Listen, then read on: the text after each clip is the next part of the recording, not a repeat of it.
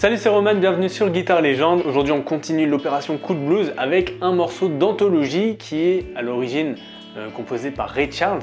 C'est le morceau I Don't Need No Doctor. Je sais, c'est un petit peu ironique par rapport à la situation actuelle dans le monde. Et on va étudier la version de John Mayer, qui a notamment joué avec le guitariste de jazz John Scofield pour cette version en enregistrement studio. Comme d'habitude, je vous ai écrit les tablatures, vous pouvez les télécharger en cliquant sur le premier lien dans la description. Il y a aussi la backing track pour que vous puissiez vous entraîner par-dessus et faire quelques petits solos. Et en parlant de solo, je suis en train de préparer une formation sur l'improvisation blues que je publierai entièrement sur YouTube et qui sera 100% gratuite. Donc abonnez-vous à la chaîne pour pas louper ça et on attaque le tuto, c'est parti.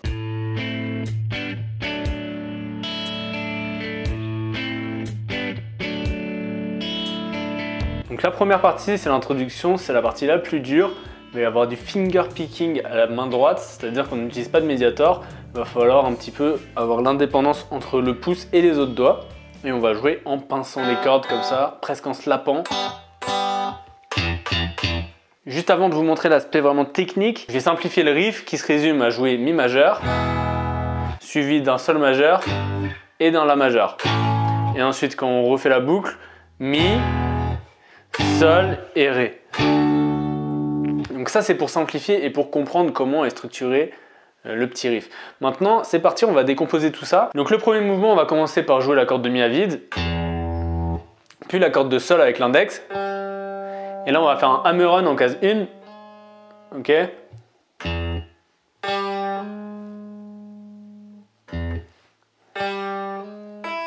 Ensuite, on rajoute la corde de mi avec le majeur, la corde de mi aiguë. 1 et 2 et 3. Ok, ça c'est le premier mouvement. Ensuite, on va attaquer la troisième case, corde de si, avec l'index. Et on va relâcher en faisant un pull-off, c'est-à-dire qu'on pince la corde avec notre doigt, l'annulaire qui est déjà sur la corde.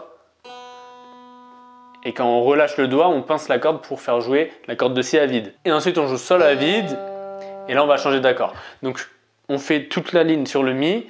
1 et 2 et 3 et 4 et... Je refais plus lentement. 1 et 2 et 3 et 4 et... Deuxième mesure, on joue un sol, mais de cette manière-là. On attaque toujours avec la corde de mi grave, cette fois en case 3 avec l'index. Et là, on va jouer deux cordes en même temps. On va jouer case 3 avec le majeur, corde de si aiguë, enfin corde de si quoi. Et puis case 4 avec l'annulaire, corde de sol. Et ça va faire la triade de sol majeur. Tierce, quinte, ok? Donc basse, les deux en même temps, puis un pull-off. Avec les deux doigts en même temps. Mais on garde la basse. 1 et 2. Ensuite, on joue mi à vide. Et on joue la majeure, mais juste avec les deux cordes qui sont sol et si. En case 2. Donc ça va donner ça. 1 et 2 et 3. Et on rejoue la corde de mi à vide. Et ensuite, il suffit de faire un hammer-on. On joue la corde de sol à vide et on attaque en case 1 avec l'index et on fait pull-off hammer-on, tout simplement. Sauf que ça va très vite, donc ça donne un effet, on dirait qu'on le fait 1000 fois, mais en fait on le fait que 2 fois. Donc je refais la fin, sol, pull-off, mi à vide, là. Ok. 1 et 2 et 3 et 4, 1 et ça recommence.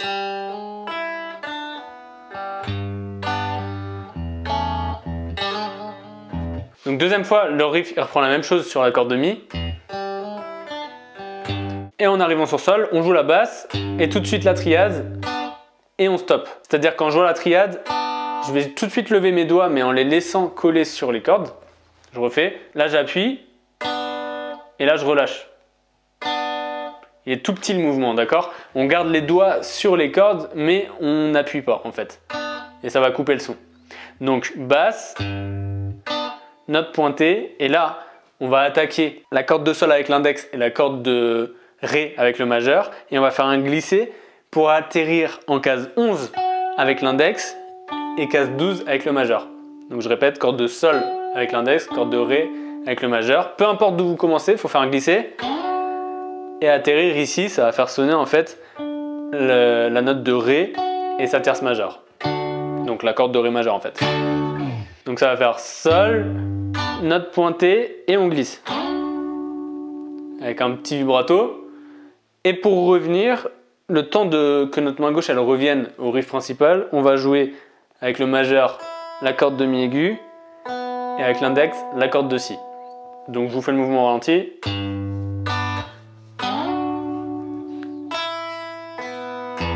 Et ça recommence. Donc je vous joue la deuxième boucle lentement. 1, 2 et 3 et 4 et 1 et 2 et 3, 4 et 1.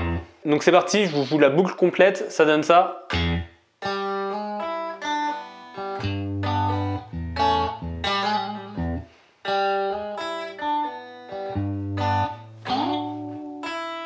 Et on recommence une deuxième fois.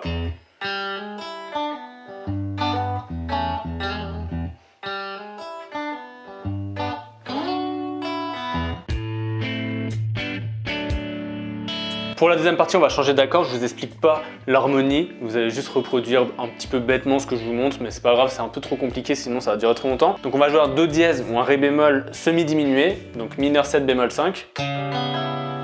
Pas très compliqué à jouer. Il faut mettre l'index en case 4, l'annulaire en case 5 sur la corde de Ré, le majeur en case 4 sur la corde de Sol et le petit doigt en case 5 sur la corde de Si.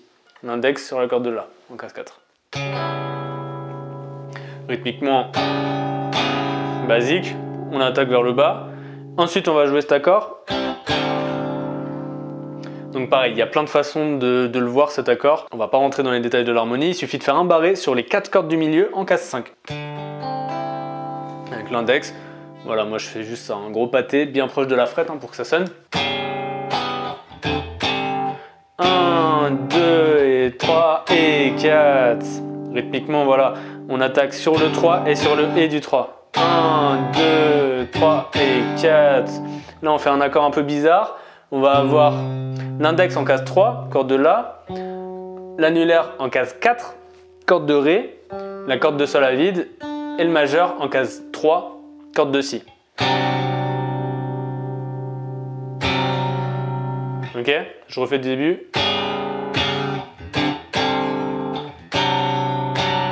Et après on fait tout simplement Sol, La, et ça recommence sur le riff principal. Je refais la deuxième partie lentement en entier. 3 et 4 et 1, 2, 3 et 4. 1, 2, 3, 4, 1.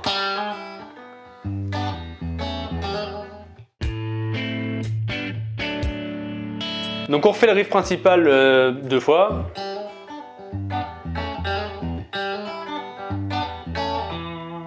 On arrive sur la dernière partie, donc là c'est comme un blues, on va arriver sur le 5e degré, le Si en l'occurrence puisqu'on est dans un blues en Mi. Donc là, comme je vous disais dans la vidéo sur Jimi Hendrix, on va avoir une liberté d'interprétation qui change d'ailleurs John Mayer entre ses lives ou entre la version avec John Scofield. C'est vraiment différent à chaque fois. Vous pouvez faire la version la plus basique, c'est-à-dire de jouer Si majeur. Puis La majeur, Sol, La. Voilà, ça c'est la version la plus simple. Je refais 3 et 4 et 1 et 2, 3, 4, 1, 2, 3, 4, 1. Donc ça c'est super. Maintenant si vous voulez agrémenter un petit peu votre accompagnement, déjà je peux vous conseiller de jouer les accords façon Hendrix avec le pouce à la basse et jouer juste la triade avec vos 3 doigts. Comme ça, le petit doigt il est libéré, il va pouvoir jouer par exemple la carte ici en corde de Sol. Je vous montre, donc il y a la triade là, 1, 3, 5. Et au niveau du majeur, là où il y a la tierce, on peut rajouter le petit doigt juste à côté, tout en jouant l'accord. Ça va faire un accord sus 4, c'est-à-dire qu'il est suspendu, il n'y a pas la tierce. Et vous pouvez jouer ça sur toute la suite d'accords.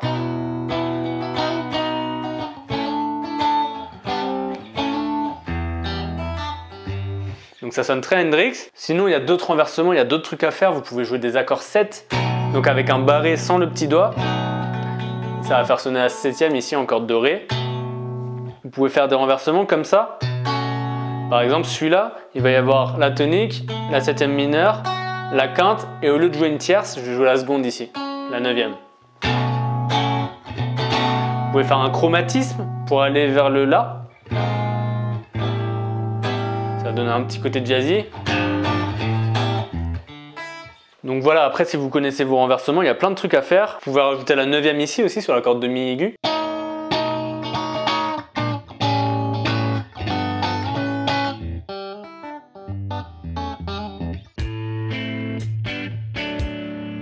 Bon, maintenant je vais jouer le riff en entier, pas trop vite. 3 et 4 et 1.